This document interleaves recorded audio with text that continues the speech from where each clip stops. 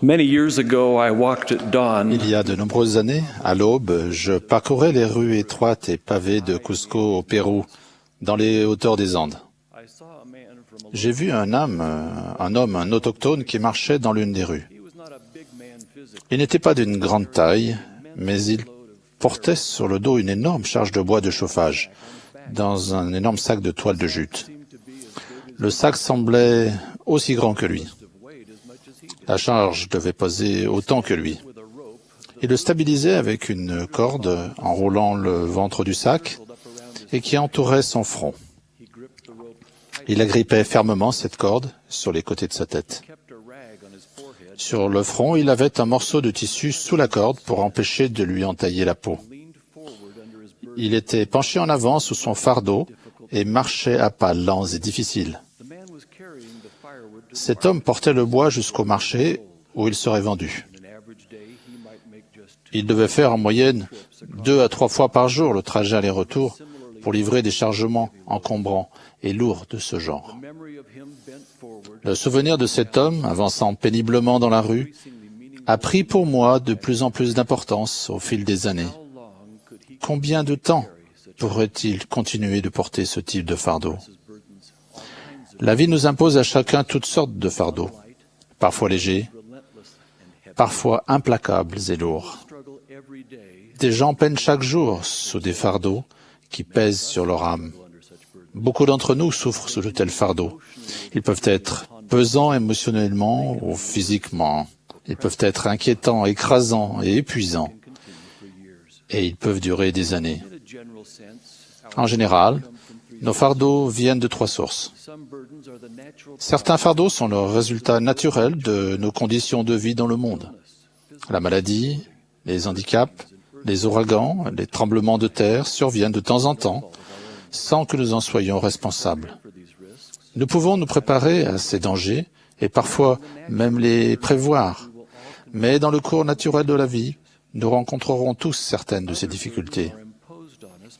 D'autres fardeaux nous sont imposés par la mauvaise conduite des autres. Les sévices et la dépendance peuvent faire de notre foyer tout sauf un coin des cieux sur la terre pour les membres de notre famille innocents. Le péché, les traditions fausses, la répression et la délinquance laissent des victimes affligées le long des chemins de la vie. Même des fautes moins graves, comme le commérage ou le manque de gentillesse, peuvent provoquer de réelles souffrances. Nos propres erreurs et défauts causent beaucoup de nos problèmes et peuvent poser de lourds fardeaux sur nos épaules. Le fardeau le plus pénible que nous nous imposons à nous-mêmes est celui du péché. Nous avons tous éprouvé le remords et la souffrance qui suivent inévitablement le non-respect des commandements. Quels que soient les fardeaux que nous affrontions, qu'ils soient dus à des circonstances naturelles, à la mauvaise conduite des autres ou à nos propres erreurs et manquements, nous sommes tous enfants d'un Père céleste qui nous aime et nous a envoyés sur la terre dans le cadre de son plan éternel pour notre croissance et notre progression. Nos expériences personnelles propres peuvent nous aider à nous préparer à retourner auprès de lui. L'adversité et les afflictions qui sont les nôtres, aussi difficiles à supporter qu'elles soient, ne sont que pour un peu de temps, selon le temps du ciel. Et alors, si nous les supportons bien, Dieu nous exaltera d'en haut. Nous devons faire tout notre possible pour bien supporter nos fardeaux, quel que soit le peu de temps qu'ils durent. Les fardeaux donnent des occasions d'exercer des vertus qui contribuent à notre perfection finale. Ils nous poussent à nous rendre aux persuasions de l'Esprit Saint et à nous dépouiller de l'homme naturel et à devenir un saint par l'expiation du Christ le Seigneur et à devenir semblable à un enfant, soumis, doux, humble, patient, plein d'amour, disposé à nous soumettre à tout ce que le Seigneur juge bon de nous infliger, tout comme un enfant se soumet à son Père. Les fardeaux deviennent ainsi des bénédictions, bien que souvent ces bénédictions soient bien déguisées et qu'il puisse falloir du temps, des efforts et de la foi pour les accepter et les comprendre. 4 exemples aident à expliquer cela. Premièrement, il a été dit à Adam, « Le sol sera maudit à cause de toi », ce qui signifie « pour son bien ». Et c'est à la sueur de ton visage que tu mangeras du pain. Le travail est un fardeau continuel, mais aussi une bénédiction continuelle pour nous, car il enseigne des leçons que nous ne pouvons apprendre qu'à la sueur de notre visage. Deuxièmement, Alma a observé que la pauvreté et les afflictions des pauvres parmi les Oramites les avait réellement rendus humbles et qu'ils étaient prêts à entendre la parole. Il a ajouté, « Parce que vous êtes forcés d'être humbles, bénis êtes-vous. » Nos problèmes économiques actuels peuvent aussi nous aider à nous préparer à entendre la parole du Seigneur. Troisièmement, à cause de la durée extrêmement longue de leur guerre, beaucoup de Néphites et de Lamanites furent adoucis à cause de leurs afflictions, de sorte qu'ils s'humilièrent devant Dieu dans les profondeurs de l'humilité. L'agitation politique, les troubles sociaux et, dans certaines régions, les brigands de Gadianton modernes peuvent nous pousser à nous humilier et à rechercher l'abri céleste contre les tempêtes de notre société. Quatrièmement, il a été dit à José Smith que les choses terribles qu'il avait subies pendant des années de la part de ses ennemis lui donneraient de l'expérience et seraient pour son bien. Les souffrances que nous endurons du fait des offenses des autres sont une école précieuse, quoique douloureuse, pour améliorer notre comportement. En outre, le fait de devoir porter nos propres fardeaux peut nous aider à développer une réserve d'empathie pour les problèmes des autres. L'apôtre Paul a enseigné que nous devons porter les fardeaux les uns des autres et accomplir ainsi la loi du Christ. En conséquence, en vertu de nos alliances du baptême, nous devons être disposés à porter les fardeaux les uns des autres afin qu'ils soient légers, être disposés à pleurer avec ceux qui pleurent et à consoler ceux qui ont besoin de consolation. Le respect de nos alliances du baptême allège nos propres fardeaux ainsi que ceux des âmes affligées que nous servons.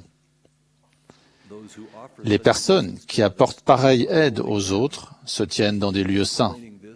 Pour expliquer cela, le Sauveur a dit, « Quand avons-nous vu avoir faim, et t'avons-nous donné à manger, ou avoir soif, et t'avons-nous donné à boire? Quand avons-nous vu étranger, et t'avons-nous recueilli, ou nu, et t'avons-nous vêtu? Quand avons-nous vu malade ou en prison, et sommes-nous allés vers toi? » Et le roi leur répondra, « Je vous le dis en vérité, toutes les fois que vous avez fait ces choses à l'un de ces plus petits de mes frères, c'est à moi que vous les avez faites. » Au milieu de tout cela, le Sauveur nous offre son soutien et, en son temps et à sa manière, il nous offre la délivrance. Quand Alma et ses disciples échappent aux armées du roi Noé, ils s'établissent dans un pays nommé Élam. Ils commencent à cultiver le sol, à construire des bâtiments et à prospérer. Sans crier gare, une armée de Lamanites les réduit en esclavage et personne ne pouvait les délivrer si ce n'est le Seigneur, leur Dieu. Cependant, cette délivrance ne va pas se produire immédiatement. Ses ennemis vont commencer à leur imposer des tâches et à mettre des gardes pour les surveiller. Bien que menacés de mort s'ils prient, Alma et son peuple déversèrent leur cœur à Dieu. Et il connut les pensées de leur cœur. Grâce à leur bonté et à leur obéissance, à leurs alliances du baptême, ils furent délivrés par étapes. Le Seigneur leur dit, « Et j'allégerai les fardeaux qui sont mis sur vos épaules, de sorte que vous ne pourrez plus les sentir sur votre dos, pendant que vous êtes en servitude. Et cela, je le ferai pour que vous soyez plus tard témoins pour moi, et que vous sachiez avec certitude que moi, le Seigneur Dieu, j'interviens effectivement en faveur de mon peuple dans ses afflictions. » Et alors il arriva que les fardeaux qui étaient imposés à Alma et à ses frères furent rendus légers.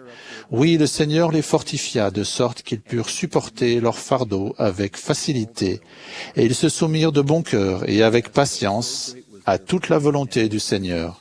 Et il arriva que leur foi et leur patience étaient si grandes que la voix du Seigneur leur parvint de nouveau, disant, « Prenez courage, car demain je vous délivrerai de la servitude. » Heureusement, le Fils de Dieu nous permet d'être délivrés de la servitude de nos péchés, qui comptent parmi nos fardeaux les plus lourds. Pendant son expiation, il a souffert selon la chair, afin de prendre sur lui les péchés de son peuple, afin d'effacer ses transgressions selon le pouvoir de sa délivrance. Le Christ a souffert ces choses pour tous, afin qu'ils ne souffrent pas s'ils se repentent. Si nous nous repentons et respectons les commandements, nous recevrons le pardon et le soulagement de notre conscience affligée, ainsi que l'aide que seul le Sauveur peut offrir, car assurément, quiconque se repent trouve miséricorde. Je me rappelle cet homme du Pérou, courbé sous le poids du sac énorme de bois de chauffage qu'il portait sur le dos. Pour moi, il nous représente tous dans notre lutte contre les fardeaux de la vie. Je sais que si nous respectons les commandements et les ordonnances que nous avons contractés avec Dieu, il allège nos fardeaux, il nous renforce. Lorsque nous nous repentons, il nous pardonne nos péchés et nous donne la bénédiction d'avoir la paix de conscience et la joie. Je prie donc pour que nous nous soumettions de bon cœur et avec patience à toute la volonté du Seigneur, au nom de Jésus-Christ. Amen.